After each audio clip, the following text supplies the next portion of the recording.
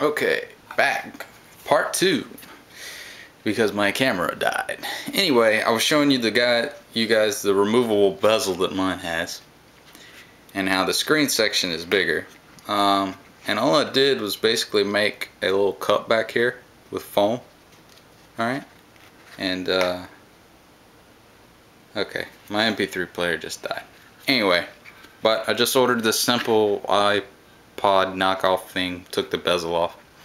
And basically you can just insert it in here and now you have your screen, which will display the Pip-Boy image. It just died on me, damn it. But will display the Pip-Boy image, and you just simply take it and pop it right back in your gauntlet. There you go. So that's the Pip-Boy. You got a little wire mesh I put back there. You can't really see it. Not quite done with this, but done with it up to the point of updating you guys. So yeah, it should be a fun novelty to bring to a con or two. So maybe if we're lucky, might see this at Decon. Okay, so kind of shows you guys what I've been working on. I'll go ahead and we'll go back to the cog armor and come out here and see the helmet.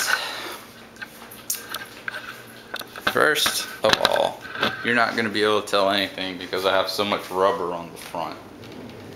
But hopefully in a couple of days I'll be casting out one of these suckers and you'll be able to see. You can kind of see the back of the helmet, which is more artistic license than normal.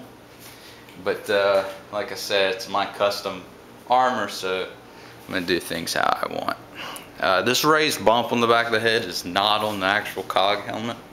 However, my helmet I made form-fitting, much like the Dr. Doom helmet.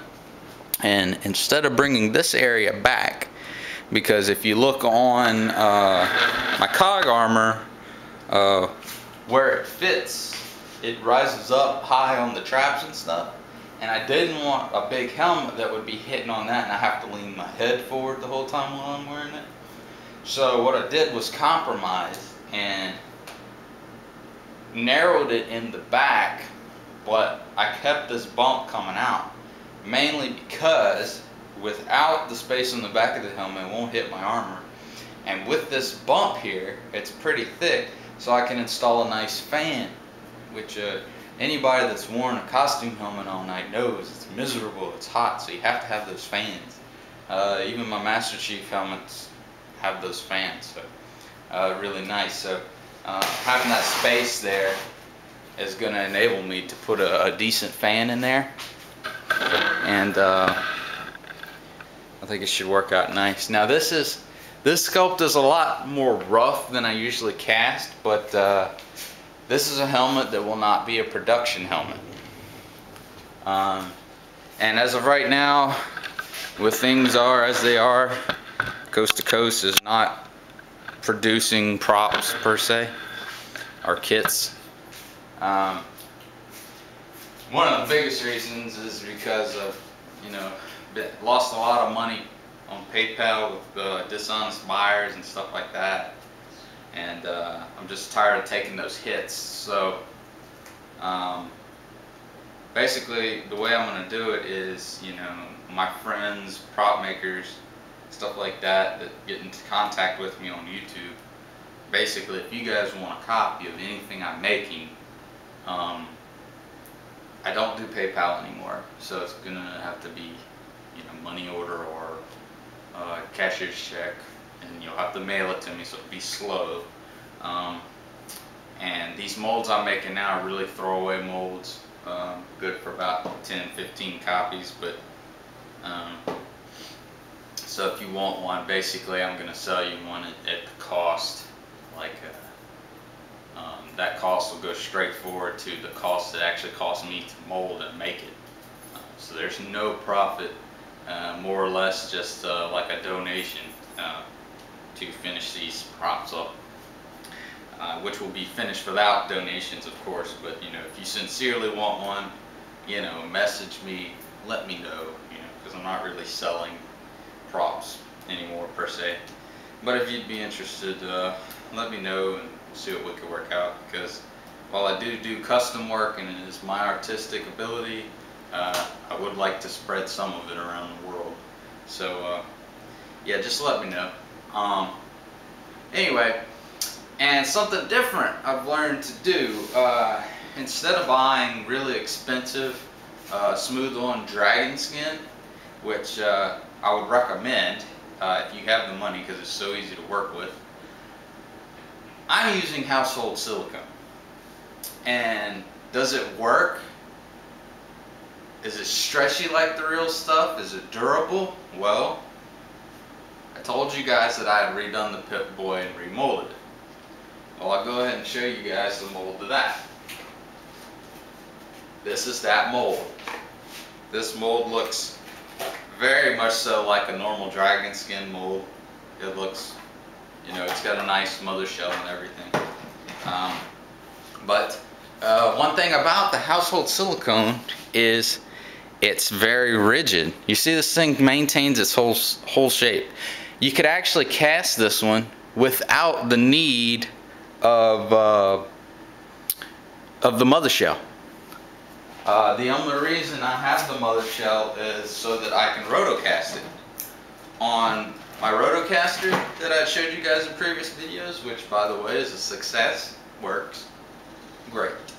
But anyway, back to the mold. This is the cheapest silicone you can buy.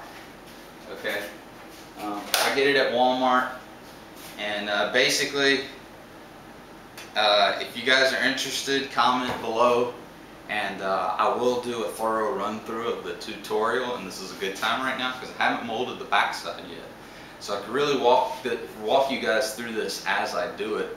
But basically, it's just layered up a little less than 1/4 inch at a time. You know, I've done up to 3 layers in one day, and it cured to perfect consistency and hardness. And I have no problems when I cast resin into it. The stickiness, I have no problems at all. So that's something kind of new I've been doing, and I wanted to tell you guys. As a matter of fact, to tell you what the cost of molding this clay helmet, which I'll go into the things you have to do to mold other helmets. But the total cost of this, silicone-wise, will be less than $25 in silicone. And if you're used to molding helmets, you know it costs a lot more than 25 bucks. So it'll cost about, let's see, I mean, I bought $25 in silicone. I'm not going to use all of it. And as far as the mother shell, will just be a fiberglass and resin mother shell. You're talking another 20 bucks. So around $45 to mold this helmet, which in my history of molding stuff, that's epically cheap. Okay, because I mean, like the Predator kit that I make you guys saw, that thing cost me like $300 just to make the mold. So this is a much more cost-effective way.